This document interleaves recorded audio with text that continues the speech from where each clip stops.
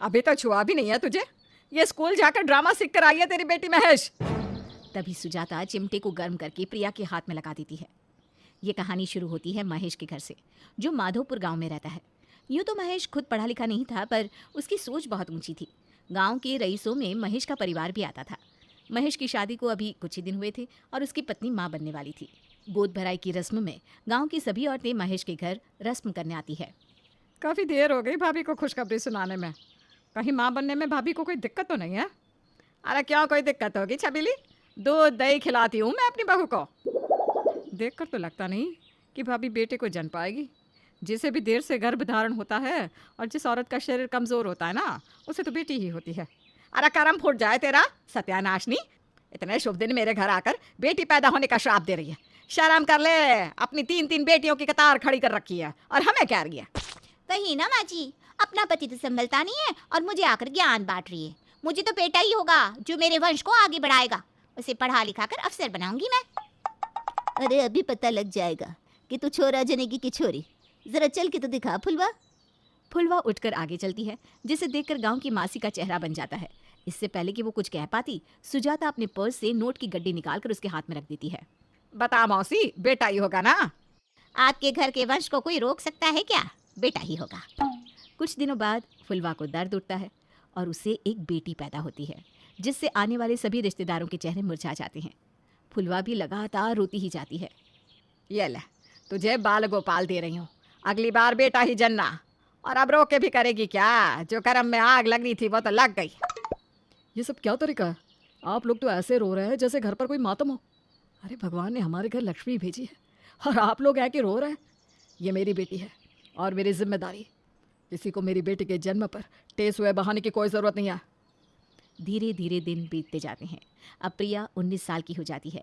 प्रिया रसोई में काम कर रही होती है कि तभी दरवाजे पर दस्तक होती है। आइए आइए भाई साहब, बिल्कुल सही वक्त पर आए हैं। देख बहू, हमारे समधी जी दरवाजे पर आए हैं। उनकी खातिरदारी तो कर, चाय नाश्ता लगा। सास के बिना बुलाए मेहमान को देखकर फुलवा चिढ़ जाती है। मुझे आपने पहले क्यों नहीं बताया कि आप प्रिया को देखने लड़के वालों को बुला रही है? मुझे पता होता तो मैं अपने गांव में अपनी बेटी का रिश्ता करती। आपको तो घूम फिर कर अपने ही रिश्तेदार बढ़ाने होते। ये मत भूल कि तुझे भी मैं ही ब्याह कर लाई हूँ और ये प्रिया नाम का बोझ हमारे सर पर तेरे ही कारण आया है। जितनी कमाई होती नहीं, उससे ज़्यादा तो तेरा पति इसके पढ़ाई में लगा देता है। जितने दिन इस घर में रहेगी उतना ही ज़्यादा खर्च बढ़ता रहेगा। उससे अच्छा है कि उसके हाथ पीले करके हम मुक्त हो जाए। जैसे ही रसोई से प्रिया बाहर आती है, मेहमानों को देखकर चौंक जाती है। ये लोग कौन है दादी? बेटा, इनके पैर छू, ये तेरे होने वाले सास ससुर हैं। ये आप क्या कह रही हैं दादी? मुझे कोई शादी नहीं करनी। ये कहती हुई प्रिया कमरे में भाग जाती है। शर्मा गई। बच्ची तो बड़ी प्यारी है, हमें पसंद है। अब आपको पसंद ही है तो हम कौन होते हैं आनाकानी करने वाले? हम तो बेटी के घर वाले हैं। बस हमारी बच्ची अच्छे घर में चली जाए और हमें क्या चाहिए। फुलवा और सुजाता मिलकर प्रिया का रिश्ता पक्का कर देते हैं। शाम को जब महेश घर आता है। अरे प्रिया, कल तेरी परीक्षा है ना? तैयारी कैसी चल रही है तेरी? बस 1 साल और फिर तू ग्रेजुएट हो जाएगी। कहाँ से ग्रेजुएट हो जाऊंगी पापा? दादी और माँ मिलकर मेरी शादी पक्की कर रहे हैं। जैसी तू वैसी तेरी बेटी। सारे अपने गुण दे दिए अपनी बेटी को तूने। एक बात अपने पेट में नहीं रख सकती। सब जाकर महेश के सामने बोल दिया। अरे नाश पीटी, तेरा बाप थका हारा आया है। ये नहीं कि तू उसे पानी का गिलास दे। तुझे तो आते ही उसे सारी बात कह देनी है। और ये आप सब चीज़ में मुझे क्यों घसीट कर ले आती हैं? मुझे तो लगता है कि मुझे बेटी आप ही के कारण हुई है। आप ही मुझे दूध में न जाने क्या डालकर देती थी। हो सकता है कि आपके मन में जलन हो, क्योंकि आपकी बेटी को लगातार बेटियां हो रही थी ना। और कहीं आपकी बहू को बेटा हो जाता तो मेरा ओहदा बड़ा ना हो जाता। मेरी बेटी के बारे में कह रही है? अरे वो तो बेचारी पैदा होते ही घर का सारा काम करने लगी थी और सीधा ब्याह कर अपने घर गई। तेरे जैसी तो नहीं थी जो घर में एक दिन का भी नहीं तोड़ती। और तेरे मायके वाले कैसे हैं बहू, वो तो पूरा गांव जानता है। इसीलिए तो लोग कहते हैं कि बहू लाओ तो अपने बराबरी की।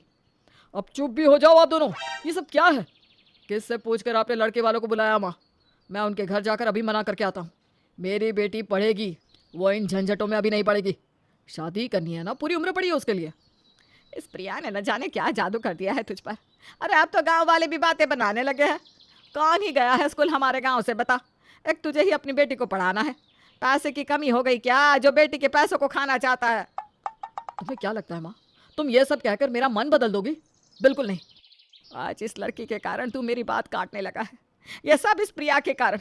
आज तो ये लड़की मेरे हाथों से बचेगी नहीं। परीक्षा है ना कल तेरी, देखती हूँ कैसे देती है तू परीक्षा। सुजाता रसोई में जाती है और चिमटे को गर्म करके बाहर आती है। नहीं दादी, मुझे मत मारिए। अरे अभी तो छुआ भी नहीं है तुझे। ये स्कूल जाकर ड्रामा सीख कर आई है तेरी बेटी महेश। और तभी सुजाता गर्म चिमटे को प्रिया के दाएं हाथ में लगा देती है। इससे पहले कि महेश प्रिया को बचा पाता, सुजाता उसका वही हाथ जला देती है जिससे अगले दिन उसे परीक्षा में लिखना था। मैं कैसे दूंगी एग्जाम पापा?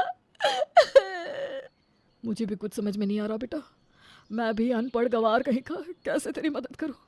तेरा भाई भी शहर में है, उसे तो आने में ही कम से कम 2 दिन लग जाएंगे। महेश ये कह ही रहा होता है कि उसका बेटा अनिरुद्ध गले में वरमाला पहने एक लड़की के साथ अपने घर के दरवाजे पर खड़ा आवाज लगाता है। मॉम, अपने पोते को, अपने कुल के चिराग को दरवाजे पर खड़ा देख सुजाता उसकी तरफ भागती है। अरे मेरा लाडला, कितने सालों बाद तुझे देख रही हूँ। तू तो शहर जाकर दादी को भूल ही गया है? क्या जरूरत थी महेश से पढ़ने बाहर भेजने की? अरे कमाना ही है ना, तो पैसों की कोई कमी है क्या हमारे पास? बैठ कर राज करता हमारा बेटा, पर तूने तो इसे बाहर दौड़ धूप करने भेज दिया। देख मेरा बच्चा कितना सूख गया है। अपनी दादी के हाथों को पीछे करता हुआ अनिरुद्ध कहता है। दादी, यू आर चॉकिंग मी। ये तुम्हारे साथ कौन है? हो, ये दादी के प्यार में तो बताना ही भूल गया, इसीलिए तो मैं यहाँ आया था। She is my wife Sheetal.